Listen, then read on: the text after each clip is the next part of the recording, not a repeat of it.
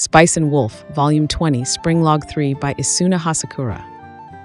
What falls in spring and wolf? It was spring in the hot spring village of Nyohhira.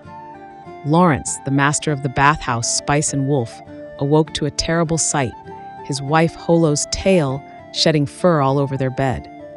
Holo was the avatar of a wolf who once called herself a god. Her shedding season had come again. Lawrence went to the tavern to meet with a traveling craftsman who made brushes and hair accessories.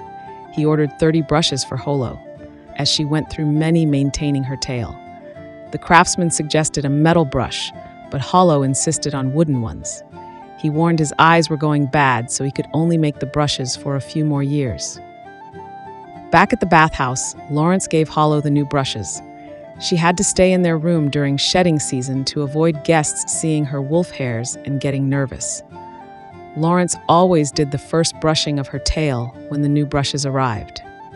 Holo acted more princess-like and idle since their daughter Myuri left to travel with Call, a young man who used to work at the bathhouse. Lawrence suggested making charms or dolls from Holo's shed fur to keep wolves and bears away. Holo refused, saying using parts of her body so easily would bring disaster. She complained about having to stay in the room and not being able to soak in the baths. Lawrence placated her by promising to stock up on good food for her, like roast pig. Holo pestered Lawrence to brush her tail more. He obliged, massaging her fluffy tail as she dozed. Her fur came out in tufts, which Lawrence swept up, considering it a bit of a waste. Holo's ears caught the sound of a pig squealing outside. It was their friend Luward, the leader of the Myuri Mercenary Company, arriving with a pig as a gift. Luward was disappointed to learn Myuri had left to travel with Call. They roasted the pig and caught up. Luward explained he was in an odd predicament. Myuri had given him a charm pouch containing hairs from her tail to keep wolves away. It worked too well, and now a magnificent male wolf had become infatuated with Luward, leaving deer and beehives as tribute outside his inn. Luward asked Holo if she could explain the misunderstanding to the wolves. Holo burst out laughing at his predicament. She said she couldn't go herself during shedding season, but would send Selim, a young wolf girl newly working at the bathhouse, to handle it instead. Lawrence realized Holo was jealous and didn't want him alone with Selim. Holo explained if people carried charms with her fur, male wolves everywhere would be stupefied by her scent. They would follow it to the bathhouse and cause trouble. It would be a disaster for the wise wolf to be pushed around by unsatisfied males. Lawrence understood why they couldn't use her fur that way. He was glad Holo sent Selim to deal with Luward's wolf admirer instead of going herself and risking leaving Lawrence alone with the girl. The White Hound and Wolf. Gran Salgado, a member of the Inquisition, arrived in Nyohhira to investigate heresy after a treacherous journey through the mountains. The famous hot spring village was as lively as ever, full of music, laughter, and debauchery. Gran was assigned to stay at a new bathhouse called Spice and Wolf to see if they used magic to make their business thrive. He met the odd bathhouse owners, a young-looking woman named Holo and her daughter Myuri. Holo spoke in an old-fashioned manner. Gran bathed and met the other clergy guests. He learned the bathhouse master Lawrence was once a traveling merchant with ties to the powerful Debo Company. This explained how they opened a new bathhouse in a prime location. Gran investigated the village, learning all the bathhouses had been tricked into buying bad oat flour mixed in with their wheat by a sly miller. Only Spice and Wolf still served delicious wheat bread to their guests. Gran deduced they used their Debo Company connections to get proper flour. The unique draw of the bathhouse seemed to be the charms of Holo and Myuri. Gran couldn't find evidence of magic, though something didn't quite add up about Spice and Wolf's success. One day, he found Lawrence troubled. The other bathhouses had forced him to take all the unwanted oat flour. Lawrence and the kind boy Cole would have to eat oat bread to avoid wasting it, as Holo and Myuri wouldn't touch it. Gran stayed the whole winter, finding no heresy, only an exceptionally charming yet humble bathhouse. On his journey back, he and his companions ran out of food. They found salvation in some bread Lawrence had given them for the road, which lifted their spirits.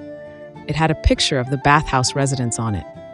Gran vowed to write about Spice and Wolf in his report in a way that wouldn't draw crowds, so he could return to its comforts. Caramel Days and Wolf. It was summer in Nyohhira. Holo had become engrossed in writing down her daily activities so she could relive her happy times with Lawrence hundreds of years in the future when he was gone. She wrote from morning to night, even sneaking in fictional stories of ideal, indulgent days. This made villagers gossip that Holo was either awakening to poetry or conversing with God. Rumors spread that the young-looking Holo was unsatisfied with Lawrence and would leave him for a nunnery. Lawrence asked Holo to act more normal so people wouldn't think their marriage had problems. Holo agreed to openly show her love for Lawrence to quash the rumors. Lawrence caught Holo writing tall tales, like selling spoiled wine to a drunk for a high price. She admitted she embellished her journal with what would be fun when her real days weren't eventful enough. She wrote of luxurious breakfasts, treats during work, and drinks, her ideal day. Lawrence scolded her for lying in her record of their life together. Holo pouted, but agreed to be more truthful. She said turning the dreadful into the enjoyable was the secret to having fun every day. Lawrence offered to help make some of her fictional stories a reality, like making kvass to liven up the dark bread they had to eat. They playfully argued about who loved who more as they snuck off to pilfer ingredients from the kitchen. Lawrence reflected that while their feelings were no longer as raw and openly expressed as when they first met, their bond was now unbreakable. No matter what Holo wrote, the only way to properly enjoy their limited time together was to indulge her whims and create new happy memories. Blue Dreams and Wolf. It's summertime in the hot spring village of Nyohhira.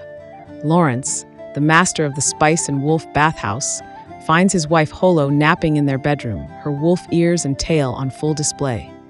He gently places a sour currant berry on her lips, causing her to leap up at the unexpected tartness.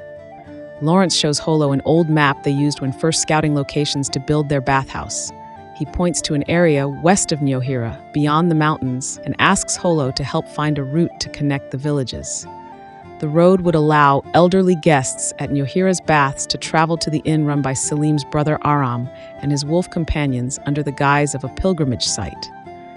Holo is reluctant at first, not wanting to be seen by others due to her wolf features. But Lawrence convinces her, saying her cute appearance will help win over the villagers compared to Selim. He can't go himself as he needs to stay and dry the medicinal sulfur powder from the hot springs to sell to guests.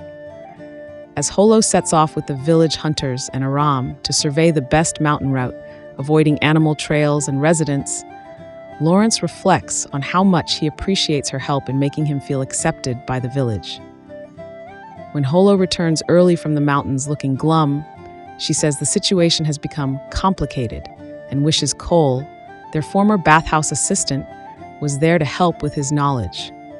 Lawrence wonders if it's related to one of their daughter Myuri's old pranks, but Holo says that's not it. Harvest, autumn, and Wolf. Lawrence attends an assembly of Nyohhira's bathhouse owners to discuss the village's coin shortage.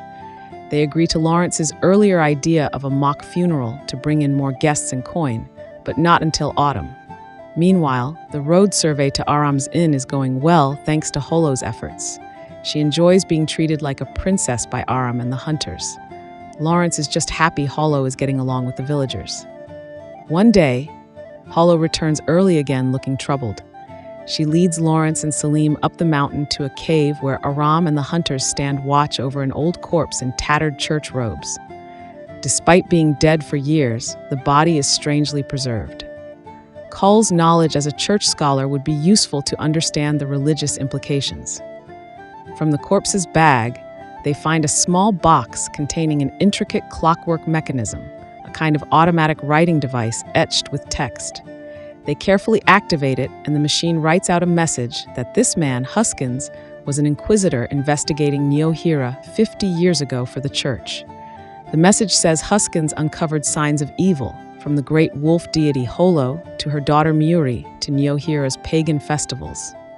He requests the church send a garrison to subdue the village. However, Knowing the corrupt church would just use it as an excuse to plunder Nyohhira's wealth, Huskins chose to die in the mountains with his findings rather than report back. Lawrence and Holo are shocked by this revelation from the past. They discuss what to do with Huskins's body and message. Holo wants to simply dispose of them, but Lawrence argues they need to give the man a proper burial.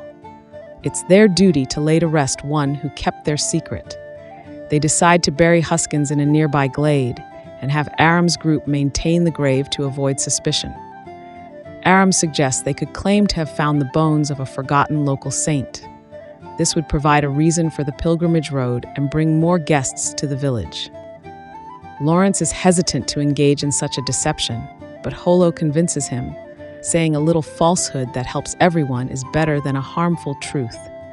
The villagers need never know the real story. She thanks Huskins for his discretion and vows to remember him. A few days later, Lawrence pitches the idea of St. Huskins' grave to the village assembly. The bathhouse owners are overjoyed at this solution to their coin woes. They unanimously vote to build the road and start promoting the pilgrimage.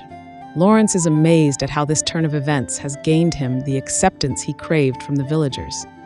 Holo teases him for his merchant's talent for making money from nothing. As the first pilgrims arrive in Nyohhira to visit St. Huskins' resting place, Lawrence contemplates the strange workings of fate.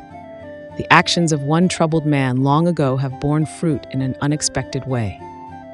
He silently thanks Huskins for his role in helping preserve the happiness of Lawrence, Holo, and their village.